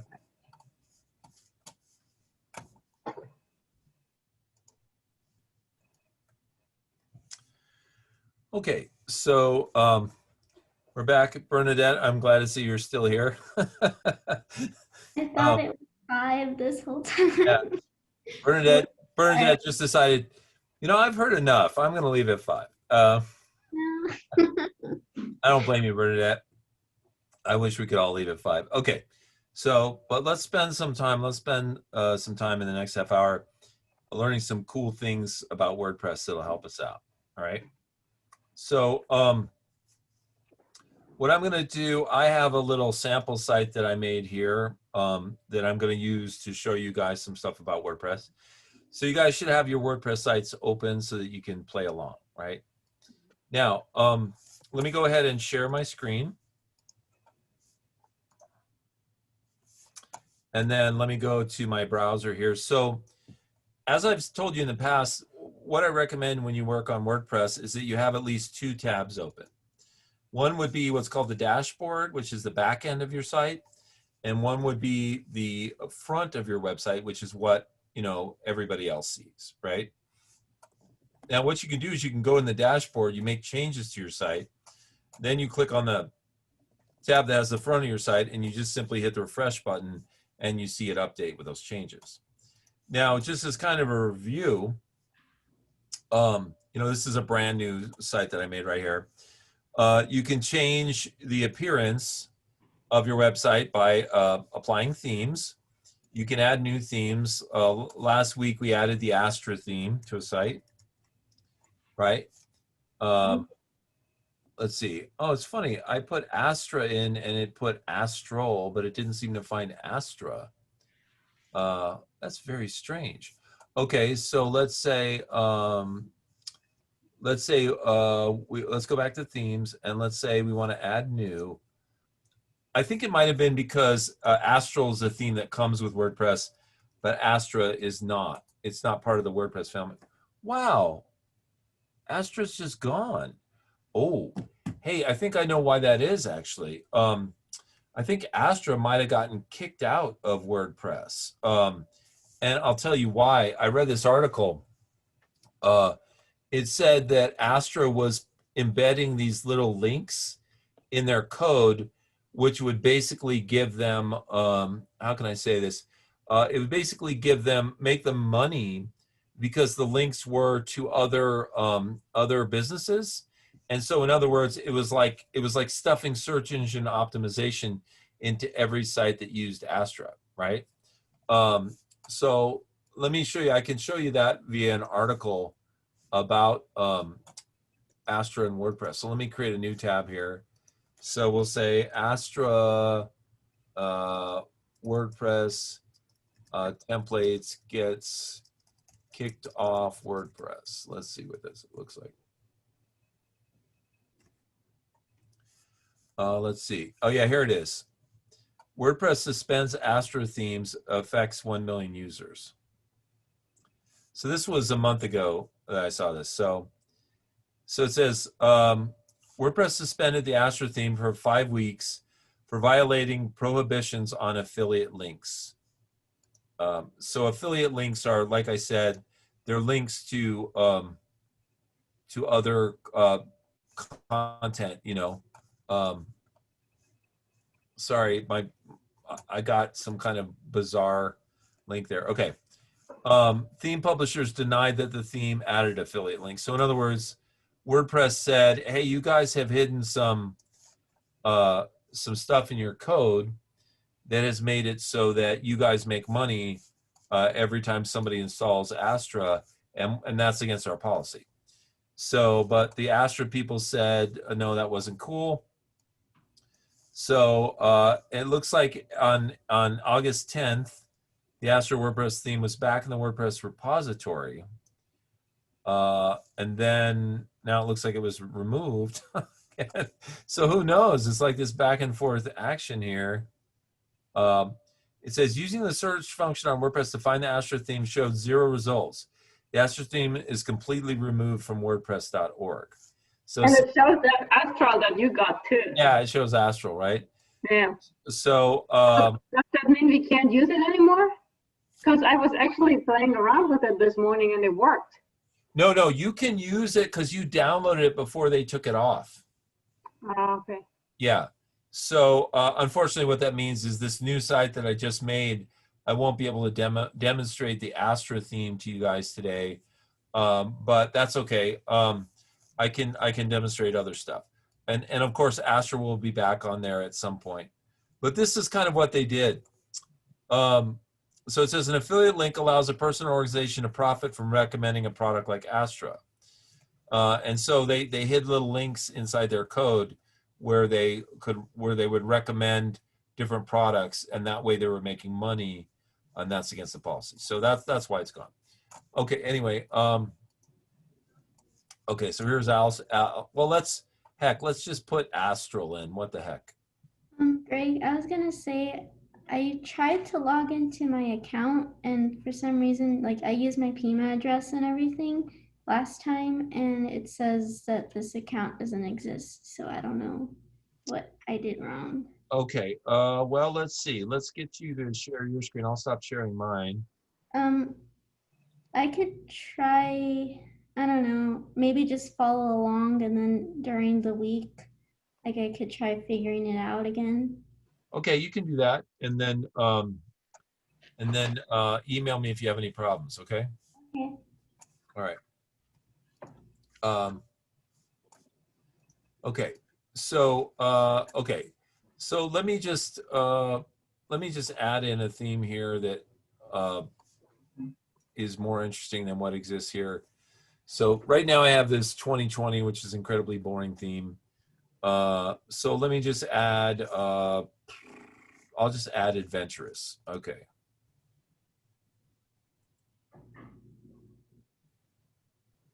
And I'll click activate. Okay, so you hit install and then you hit activate and then it activates the theme. And now that is what is common. Now, once again, just as a reminder, just because the theme looks like this in the picture, it never looks like that when you go look at it,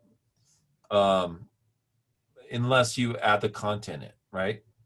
Now, in this case, they actually did put some of the content in so that it doesn't look so blank, right? So here's my page, you know, it looks good. It's like, you know, now I can start putting my content in.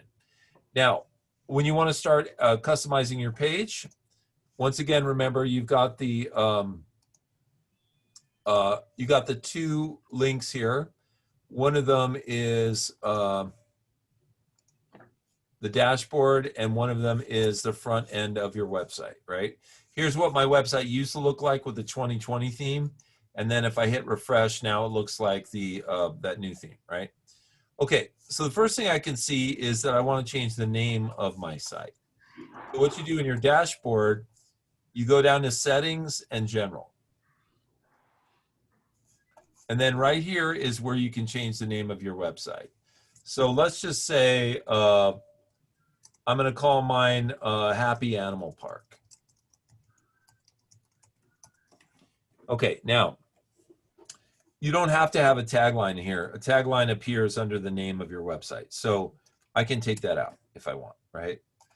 All of this other stuff in here, you can just leave it as defaults. There's no need to change any of that stuff. Then we'll just hit Save Changes. And like I said, remember, I'm using two tabs here. So I'm always going to make changes in the Dashboard tab. Then I'm going to click on the tab for the front end, and I'm simply going to hit Refresh. And we're going to see things update. So see, now it's called Happy Animal Park, my site, right? Now, other things you want to set right at the beginning are you need to decide whether your website is going to be have the blog as the homepage or whether it's going to have just a regular page as the homepage. Now, by default, it will start with the blog as the homepage. Okay, so for example, if I go to my page here, you can see that it's got this little post here. Hello world is like, you know, the example post, right? Now, the way that I know that my blog is the first page of my website is I go under settings in the dashboard and I click on the word reading, right? And what it does is it gives me information about the website, right?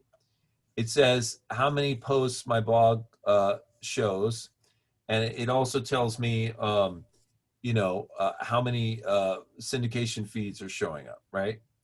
Now, this particular, I'm not crazy about this particular theme because what it really should show me in here is it should give me the ability to change this, which is what you guys are probably seeing. So let me go to a different theme because this theme kind of messed with my site. So I'm gonna switch over to 2019. Now watch what happens when I go back into settings and readings on 2019. Oh, it did it again. Okay, so this is an update that WordPress has done that I wasn't aware of. So let me see if they changed where we put the homepage. Let's see. Mine is still on that page, and I have that Astra installed. On this reading settings? Yeah, under settings, reading, it says your homepage displays your latest post or a static page. Select below homepage, and then there's a scroll down with home, about, contact, and so on. Okay, right. So yours is showing it correctly. Let me try going to yet another theme. Let me go back to 2020 and see if that will show it correctly. So that's what it's supposed to show. Yeah, and somehow it doesn't on mine. That's incredibly weird. So, let me just see if it's anywhere in here that let's see, discussion, permalinks, media. It Okay, might be a plugin that's interfering with it. the plugin. Because when I installed the Astra like base template or whatever, it installed those like extra plugins to have the template work properly.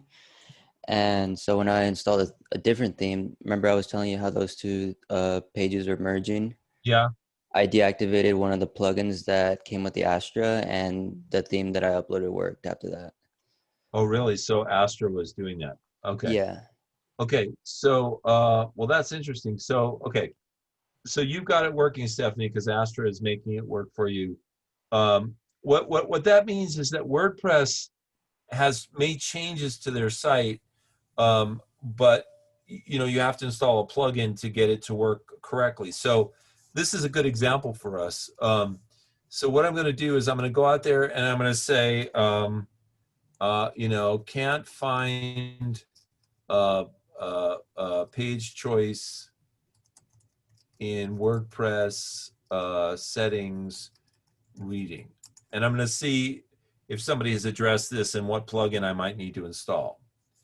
Okay, it says the front page setting is missing.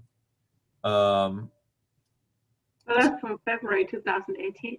Yeah, I know, but I want to see if they have any kind of solution. Well, okay, settings read static page or appearance but I can't use it now because I can't find the section anywhere. Make sure you have at least one published public page. Oh, that's what it is. If you don't have a page published, it won't let you do it. Okay, so let's go look. So this is what we have to do. I have to go into pages. I have to go add new. And then I'll just call this fake page and then I'll publish it. Now, if we go down to settings and reading, yeah, now we get the choice. Okay. So that was it. We had to have a page published. All right. Now this is what I wanted to show you. So when you go into settings and reading, this is where you decide whether your your website is going to show a blog on the homepage or whatever page you decide. 99 times out of 100, you guys will choose a static page unless you're doing a blog, right? And then once you select a static page, you have to click the drop down for the homepage and you have to select which page is going to be your homepage. Now I've only got one page. It's called fake page. So I'm going to select that as my homepage. You can select, if you have a blogs page, you can select it, but you don't need to. And then I'll simply go save changes. Now what that means is when I go back to this page and hit refresh, it's going to show that fake page at the front.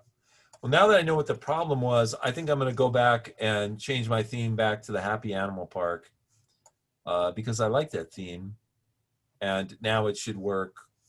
If I go back here and hit refresh again, it'll show me, this is my fake page. You can see it says fake page right here with the Happy Animal Park header up there, okay? So now what are some other things that we can do on this page or on this site, right? So let's go back to the settings here. Okay, so under settings, we have reading, we have discussion, we have permalinks, and we have privacy, right? So for example, under discussion, you can change the settings so that you can make it so nobody can comment on your blog posts, right? So right here, it allows you to, it says, comment author must fill out name and email.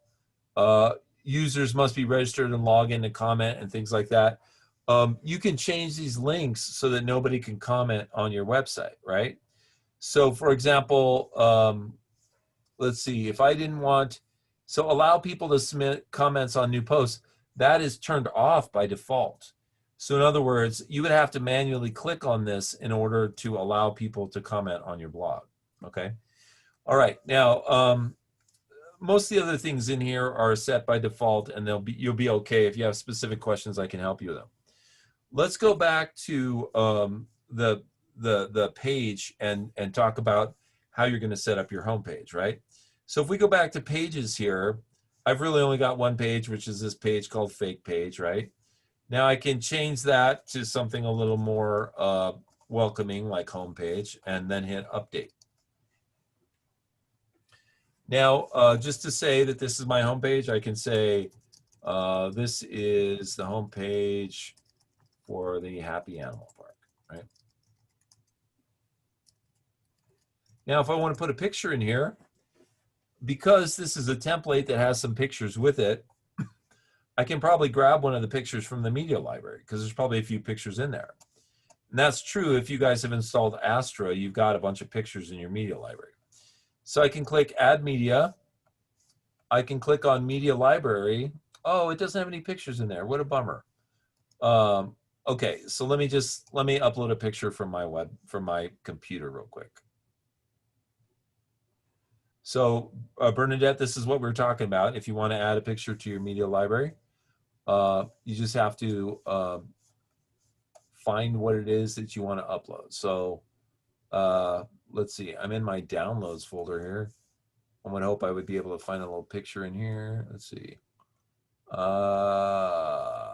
There's a PSD. How about a JPEG? Come on. Oh man, what a bummer.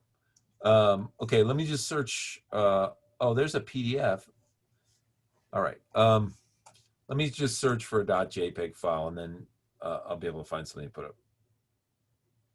Well, here's something called Barbarian Weapons. Okay, let me open this.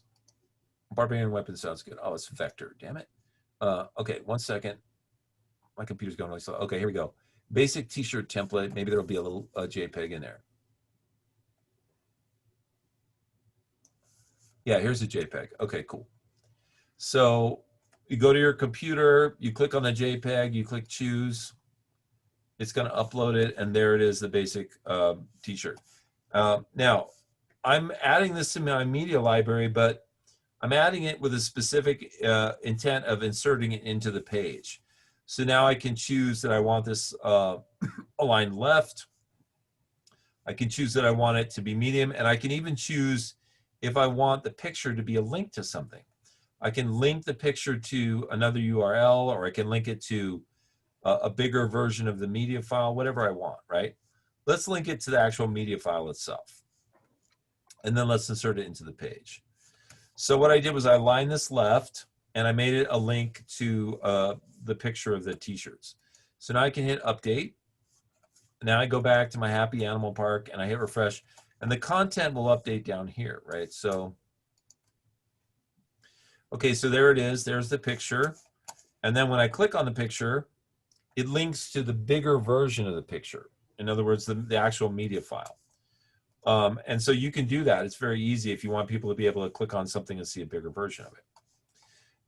Now this particular theme has got a header on it, which has got all of this junk up there, which is why my content isn't starting until way down here.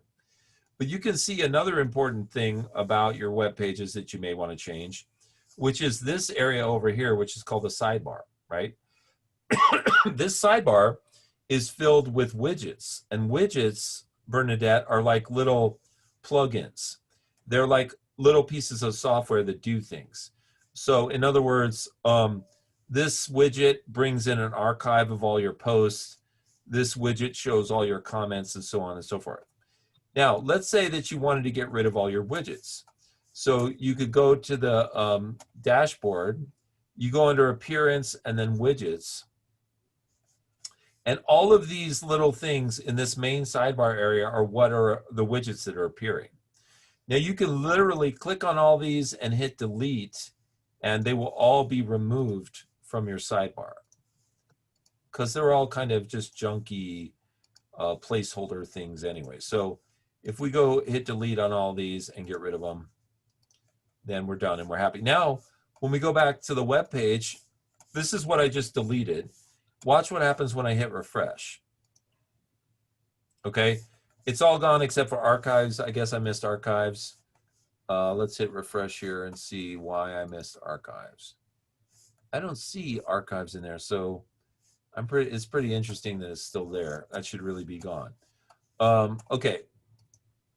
Yeah, and search is in there too. That's weird.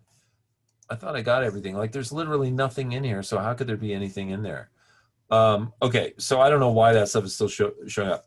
Now, there's something else you can do too. If I go to my pages here and I go to the home page, currently what's happening is my page is being displayed with the default sidebar layout, right? Now remember, I'm in a different theme than you guys. So you guys may see a different settings here when you go to the page. But you can usually click here in the layout section and you could do things like say no sidebar, or you could say something like no sidebar full width, right? If you change that, then what's going to happen is when we go look at this, the sidebar stuff should disappear. Okay, so see how the sidebar is now gone and my content goes full width across the whole page, right? Now, in addition to that, you've got other options here. You know, content featured image options and header featured image options, right? This is just probably unique to my theme here. But, you know, every theme is a little different. But now, you know, I've got this header that's got all this junk in it. But now I've got my page here, which shows up down at the bottom, right? Now, let's say we want to add another page and we want to make sure that the navigation is working. Notice that it put the name of my page right up here and made it a navigation link. So if I go back to my dashboard and I simply click on, under pages, I click add new, and I'm going to make something called the about page. And I'm just going to write on here, this is the about page. And then I simply hit publish. When I go back to the front and hit refresh, it's going to put a new link up here called about, right? And I can click on that, and now there's my about page, right? It has no content in it. It doesn't have the header because the header is just attached to the home page, all this junk up here. So when I go to the about page, it's literally just the name of the page, the content that I put in, and notice the about page also has the sidebar because that's the default layout. Now, if I'm not crazy about the sidebar, which I'm not, all I have to do is go to the about page and say, hey, I want this to be no sidebar full width, and hit update. And now when we refresh the about page, bye-bye, you know, icky sidebar, right? Now I can do things like put some pictures and other content in here, you know, go here. Let's say we want to insert a new picture. So we can go to upload files again. Let's see, we'll find another picture here. Let's see. Wow. Cool. Here's some animals. Let's see what happens. Animal silhouettes. All right. Cool. So now I can hit update. And I can preview this page and hit refresh. And there's my content, right? Are you starting to see sort of the rhythm of how this works? Of how you can add content and refresh your page to see the content? Mm-hmm. Yeah. Okay. Yeah. Okay. All right. So this is what I would like you guys to do this week. You know, I'm sorry that Astra got booted from the WordPress store. There's not much we can do about that, but you know, you guys that have already installed Astra are going to be okay. You can pick from the different Astra starter templates. You can edit the Astra templates with Elementor. So what I would like you guys to do this week is experiment with putting content into WordPress. Experiment with the theme itself. So if you don't want to use Astra, if there's another theme you want to use, you can go use that one. So you can install that theme, and then experiment with putting the content in, so the text and the images, and seeing if you can align those the way you want. If you have issues, you can let me know. You can also use Elementor, which we used last time, which is a great way to edit pages, right? The Elementor plugin should be installed on your pages right now, and you can just hit edit with Elementor at the top of the page, and it will give you that nice interface where you can drag and drop sections of pages and stuff. So for this week, go ahead and do all that stuff. Work with a theme you like. Work with updating content, text and image, and whatever other content you want. Try using Elementor to edit things. And keep in mind that there are resources that you can use for questions that you have as well. So for example, if you search for Elementor, let's see, videos, on YouTube, you're going to find a whole channel of helpful Elementor videos. If you need help with your theme, there's usually a link when they're talking about the theme that helps you with that theme. Like if we go to Astra WordPress theme, you can go to their website and there will be a help section. Okay, so let's see, that would be under, don't tell me, docs knowledge base. And then this is all information about using the Astra theme. And then of course, if you want questions answered about WordPress, you can go to something like wpbeginner.com. And this is for beginners at WordPress. And you can, I think you have to make a free login to this site to join. And then you can watch all these videos where they show you how to do everything, like, how to create a page, how to install a theme, all the really basic stuff, right? Okay, so those are some resources for you guys. So see what you can get done this week. And then we'll check in with you guys next week and see where you are. And we'll just take everything a little further down the road. Okay, any questions about any of that stuff? Since for some reason, I don't know if I did anything wrong, but my password or my email, they didn't recognize it. Is it okay if over the week you can email me kind of the directions? Because I forgot how, you installed everything and all that. So Bernadette, did you try clicking the forgot password link and have them send you a link to update your password? Well, I tried just putting in my email for the username, and it says I couldn't even go past that part. Okay, now was your website, did you create it yourself through SiteGround, or did I create it for you? I don't remember. I don't think so. Okay. All right. So basically, you could use a new website or fix on that website. I'm really confused. I'm sorry. Okay. It was the free one, right? The one Right. that school's paying for. Right. Yeah, I think so. Yeah. So this is what I would recommend. You tried putting in your email address as your username and it didn't work. Did you put in like your Pima email address? Yeah, I did. I have it, yeah, written down, and Okay. it just, I don't know why. Okay. Well, I tell you what. How about I make you a brand new website and send you the information to log in? Okay. Okay. So I will do that. Okay, thank you. Okay. Any other questions from you guys? Yeah, I have a question. Yeah. So it's actually about the Adobe After Effects class. Yeah. I was in the physical classes last week, and I know that we had Labor Day yesterday, Yeah. and the assignment is due on tomorrow. So I was Right. wondering if I could like email you what I have right now, and you could give me feedback or something. You could email me what you have now and just get feedback. Yeah, or are we gonna review the projects together tomorrow, or how's that gonna work? Yeah, so what's going to happen is everybody's going to upload their projects to their Google Drives, and then Mhm. we're going to look at everybody's project tomorrow.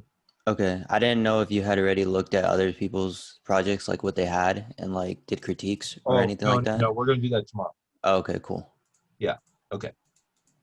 All right, you guys. Well, have a great week, and I will see you again next Tuesday. Let me know if you have any questions. Okay. Okay. Okay, thank you. Okay. Thanks, guys. Bye. Bye.